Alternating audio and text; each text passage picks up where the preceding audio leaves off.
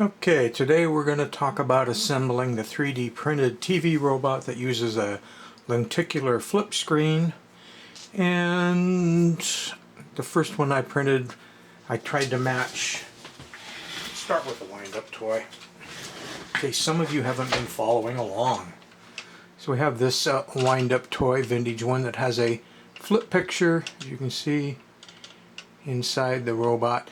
And when it walks, that picture flips. I did a whole video on this. If I remember, I'll put a link to it down below. So this first one that I printed, I went ahead and printed in an orange type filament so that it would more closely resemble the original. But I also printed a set of parts over here in what was sold as brown, but it actually looks more bronze or coppery to me. And this one is less assembled in some respects, and the eyes are still separate, but we'll get into that. We'll get into that as we get along here, I hope. Figure out the best place to put the camera.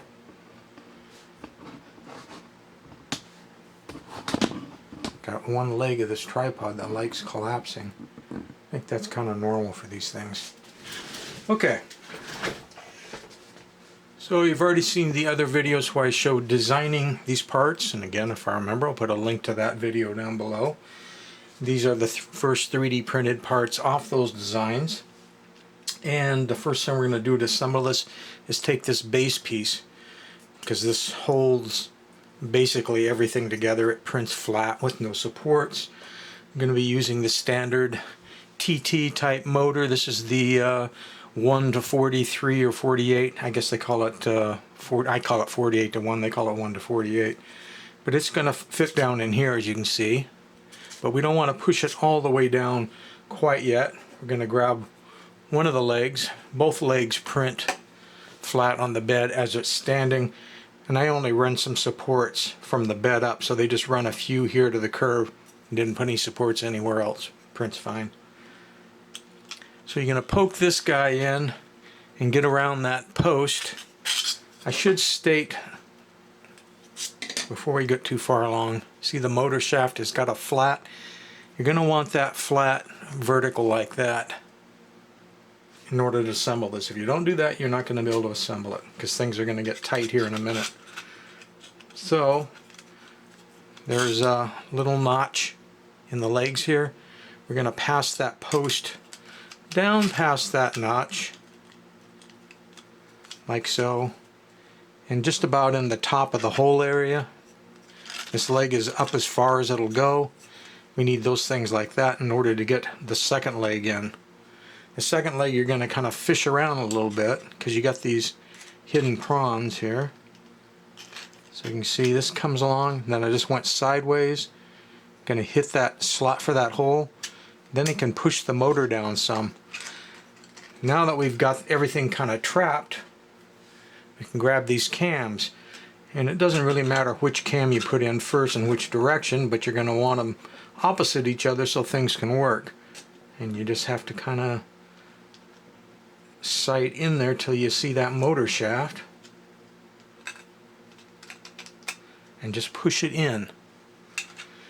So that one I had the cam facing up, so this one we're going to need the cam facing down. We need them to be opposites. So get it in there.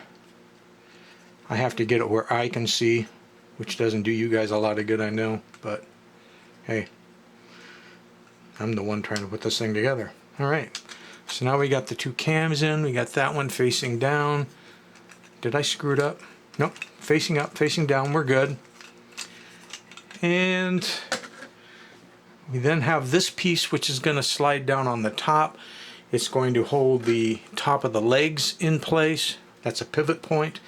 It's also going to provide screw holes to hold the motor and everything else together. And it just fits right down over this, but you work the little leg pieces in so they go into their slots. Like that. And if you have the motor down and everything in their slots the right way, you then should be able to go in there. In my case, I'm in America. I'm using a 632 screw with a fairly flat head.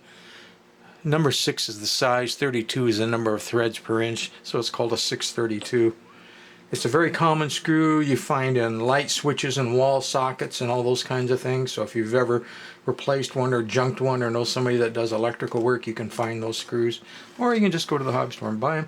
Or you don't have to screw it at all. You could just glue the whole thing together. I have provided a place for 4 screws. It's not necessary to have 4. 2 is going to hold everything together just fine. I'm screwing this together because I may need to take this apart if I screw up this video and do it over again. So we now have our legs captive so that they would work and walk if we applied power at this point. Our motor's mounted. Everything is secure here. I think the next thing we're going to want to do is talk about the body. Now once the body printed, and I printed it flat, and the only place I put supports was on the inside. I'm pointing to the outside, I realize, but envision that I'm pointing on the inside, is around this hole and down. Didn't need supports anywhere else. But if you're going to put in a piece of plastic like I wanted to here for a screen, you're probably going to want to paint this area, if you plan on painting this area. I was trying to get a look much like the original toy. So I went ahead and painted my silver outline and a gold inside, and then cut myself a piece of thin clear plastic. And this plastic would be like if you were to buy something that's bubble wrapped, plastic wrapped, sealed at the store. I can't, think of anything. The front side will normally be the shape of whatever that object is, but the back side of that packaging is normally going to be flat and smooth. So if you cut that and save it, you'll then have pieces of something like that you can then glue in on the inside. And I just glued it along the top edge and the bottom edge and glued it in there because I thought it'd make it look a little bit nicer. It doesn't do anything else other than that. I've also glued in this single AA battery holder in place, so we didn't have to wait for glue to dry here live. And I put in the switch where I just grabbed one of the battery wires off the holder, run it through the switch, and then the wires come up that way. I can turn it off and on. Now, for those of you that want to get a little bit more sophisticated, instead of just using a 2-position slide switch with mounting holes at 19 millimeters, by the way, in case you start looking for some of these online. I got these on Amazon. I've also gotten them in the past off eBay. You can get 3-position slide switches with 19 millimeter mount holes. And what they have is a center position that's off. Then they have one over to that side, center off, and over to this side. And it's a double pull, double throw, 3-position slide switch. And by doing that and just routing a connection from the outside of one side to the other and the outside of the other to the other, bring your power in on the 2 pins, then take this off to your motor, you can then get a forward and reverse. Because a clawfoot walker, which this is a step over clawfoot walking machine, can walk forward and can walk backwards. For this particular video, I'm assembling it with just the on-off switch. After the video is over, I think I'll go back in and rewire it the other way. It's just more complicated, and I didn't want to spend a long time showing how all that wiring worked. Okay, so here we've got our body. We've talked about all that. Now it's time to put in the flip. Now I'm grabbing one that doesn't have the lenticular glued on it yet. This is the part that the flip picture is going to go on. It prints on your printer like this, no supports. I provided a place to glue in a penny or a coin of your choice as a counterweight because I want to make sure it tips back. The leg movement, because it rides against the leg when it's walking, the leg movement provides the uplift for tipping it down. Gravity tips it back the other way. Same way this guy worked, except they didn't use a penny, they had steel. So I've already glued a lenticular on here, so you can see it changes between the Robot Hut outside picture, very early one, to a scene of Robbie and B9 driving in a car, artwork I have in the Robot Hut. I'm going to put that inside here, and there is a hole provided on both sides. You can use a paper clip, but I have a piece of brass rod that I found out in the shop, and there's a hole, as you can see, there and there, and we're just going to run the rod all the way through and get those. You can fish this guy in through the bottom hole, and I'm not going to be able to maintain a good camera angle while I'm trying to see what I'm doing here. But basically, I'm getting it onto a rod. Then I'm going to look in on the inside so I can hit the other hole.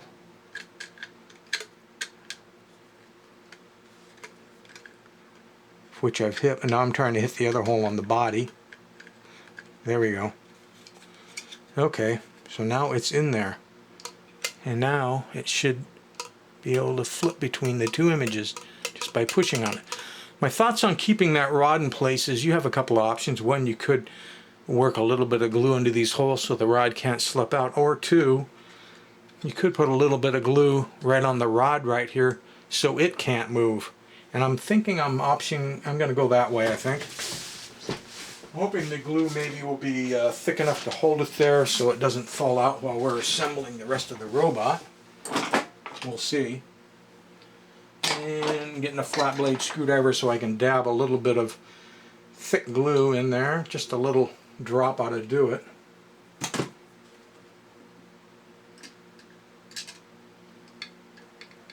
If you can see what I've done there. Just put a little glop there. I'm thinking that will work. We'll find out, right? Okay.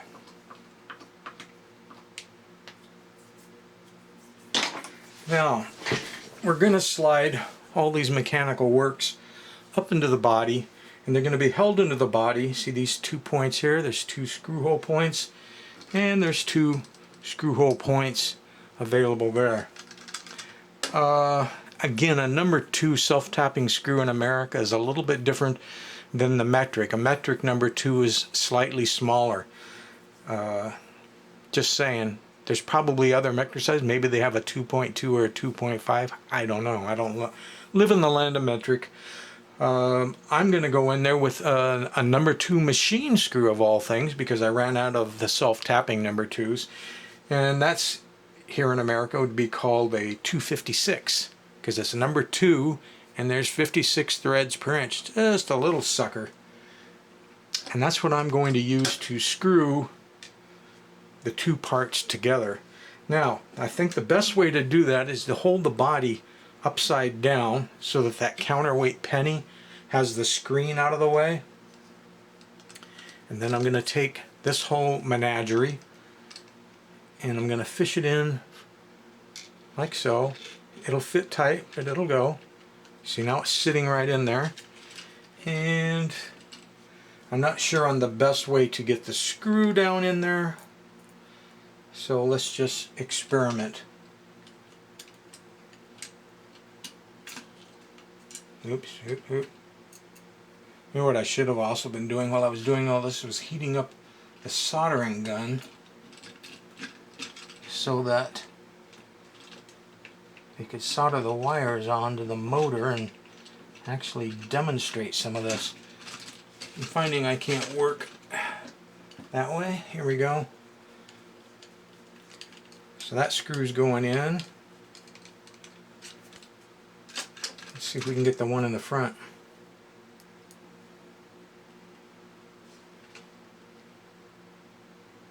You can get right down between the legs if you've got a small Phillips head screwdriver with a long shaft like I've got going here. Okay.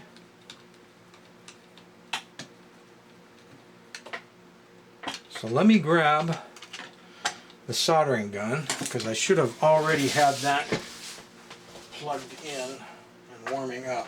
Screwed up on that.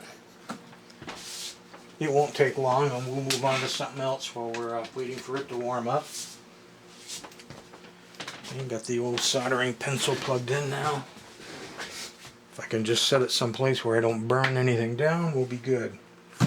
Okay, let's talk about the arms. I'm going to grab 2 arms that aren't already assembled. And you'll see what I mean here in a second. These particular arms I already have attached to this part and a post. They're supposed to freely spin. So basically what we're talking about is a part that prints flat on your printer, no supports like that. And this piece prints flat and this piece print flat. And basically you're going to take this post. I already painted this chrome because the brown one, or whatever you want to call it, bronze one. The post goes in from that side. You put a dab of glue on the end of the post and then jam it in the arm. That way everything will stay free spinning and the arm will be captured. So that's what I've already done with these two arms. Now to hold the arms themselves onto the robot, I'm going to go in there and put some glue around this edge and then just hold it onto the body. So let's give that a shot while we're waiting for that soldering pencil to finish warming up. You don't want to get it on your little nub piece in the middle or your arms won't swing free.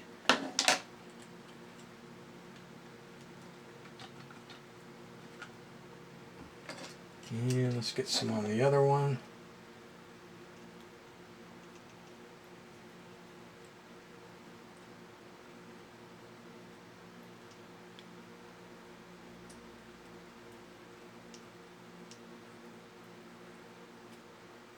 It's kind of fighting me. The tube of glue, I mean. Okay, get some pressure on it. Let's get the lid on the glue so it doesn't get any worse than it already is. I've done videos covering the best glues for gluing PLA, and you can find them if you go through my website. But basically, we've got the number 16. It's the weld-on number 16. Again, I got this off Amazon, but I found it on eBay as well, so you shouldn't have any trouble finding it. But it actually melts the PLA parts together. It's not just a surface glue, it actually makes the parts one.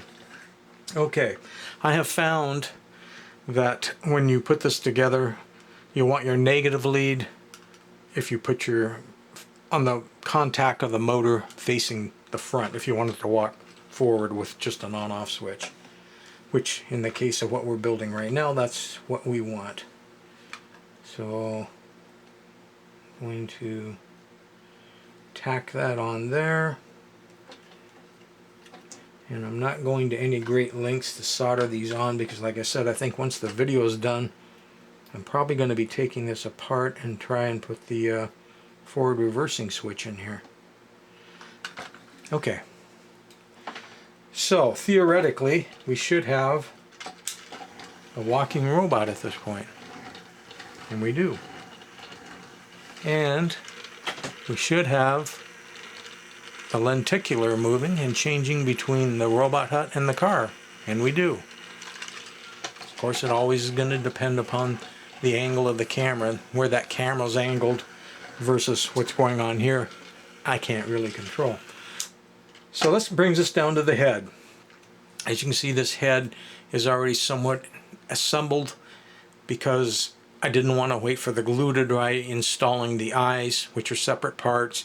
And in my case, I wanted 3mm LEDs in the eyes, and that requires a little driver board to boost the 1.5 volts from the robot up to a high enough voltage where you can illuminate the eyes. Now the head, before that's put in, basically it looks like this. I printed it sitting on the back with supports around the eye parts on the inside. And here are the eyes. They simply pop in from the inside, put a little glue around the edges and pop them in from the inside of the head. The LEDs will then pop into those holes. And you can use any sort of little inverter you want. You can just look for low voltage boosters. This particular one used to have a USB connector here, and it was for taking lower voltages and jacking them up to 5 volts. And got them for less than $1 a piece last time I bought a whole boatload of them off Amazon. Just stripped them down. There's plenty of room inside the head.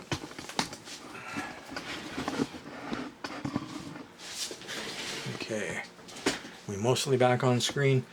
So in the case of just turning something off and on, because you got a polarity when you've got an electronic circuit. You're going to connect your positive from this inverter to the positive of the motor and the negative inverter to the negative. If you do end up going with the forward reversing switch, you have to do a few things a little bit different, in that you don't want to be connecting to the motor part, because if you don't want to be reversing the voltage to this. So what I'm planning on doing is just taking the negative lead, connecting it to the negative lead of the battery where it goes onto the back of the switch. And I'm going to take the positive lead and connecting it to the position that I want to equal walking forward. That way that inverter will only get the 1.5 volt power when the robot's walking forward. When it's walking backward, it'll get nothing. Both leads will be negative. And that'd be the safe way to do it. Now, as far as trying to solder this together and keep it in camera, I don't know if I can do that. I'm going to try.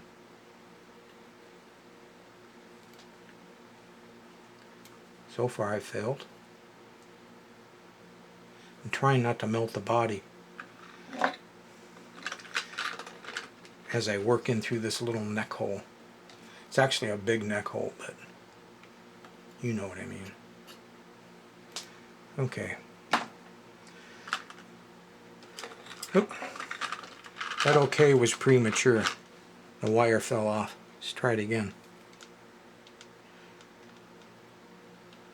Obviously I would take a little bit more care in doing all this if I wasn't planning on ever opening it up again. But since I am planning on modifying it after this video shoot, just to see how well it works and if it does work.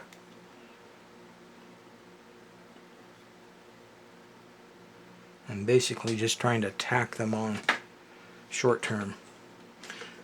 Now there's tons of room up inside the head, so I'd say just stuff all the wires up in the head. The head itself can then be glued onto the neck, but for this particular video I'm not going to be gluing them on. Okay, so now we've got eyes.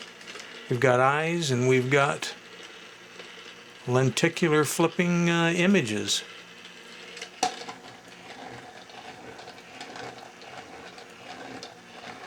It's a good walker. And like I say, what I liked about this clawfoot walker is you couldn't see the claws. On most clawfoot walkers, they put the claws clear on the outsides of the feet so you do see them. So this actually looks like a biped walking robot for all intents and purposes. It's lifting its feet up and marching right along. Okay, I'll do another demo video with both this robot and the brown bronze one. And with any luck, that video should have them with forward reversing switches.